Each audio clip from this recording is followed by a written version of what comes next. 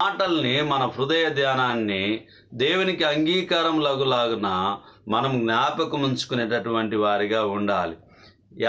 78వ కీర్తన మొదటి చరణాన్ని చూద్దాం. 78 మొదటి చరణాన్ని చూద్దాం. 78 మొదటి చరణాన్ని. నా జనులారా, నా బోధకు చెవియొగ్గుడి, నా నోటి మాటలకు చెవియొగ్గుడి. నేను నోరు తెరిచి ఉపమానం చెప్పేదను, పూర్వకాలపు గూఢ వాక్యములు నేను తెలియజెప్పేదను. పూర్వకాలపు గూఢమైనటువంటి వాక్య భాగాలు మనకు తెలియపరుస్తూ ఉంటున్నాయి. అందులో ఉన్నటువంటి గొప్ప విషయాలను, బలహీనమైనటువంటి విషయాల నుంచి బుద్ధి తెచ్చుకోవాలి. గొప్ప విషయాల నుంచి జాగ్రత్తగా మనం నడుచుకునేటటువంటి వారిగా ఉండాలి. 119వ కీర్తన 103వ చరణాన్ని చూద్దాం ప్రియులారా. 119, 103.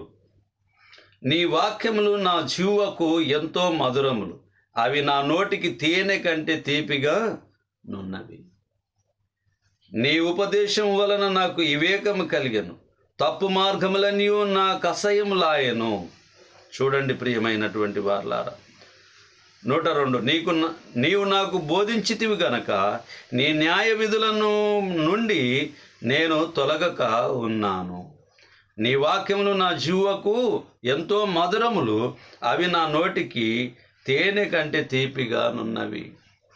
తేనె కన్నా తీపిగా ఉన్నవి అని చెప్పి లేఖనాలు మన జ్ఞాపకం చేస్తూ ఉంటున్నాయి.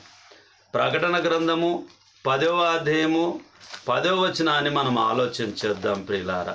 ప్రకటన గ్రంథము 10వ అధ్యాయము 10వ వచనాన్ని మనం ఆలోచన చేద్దాం ప్రియులారా.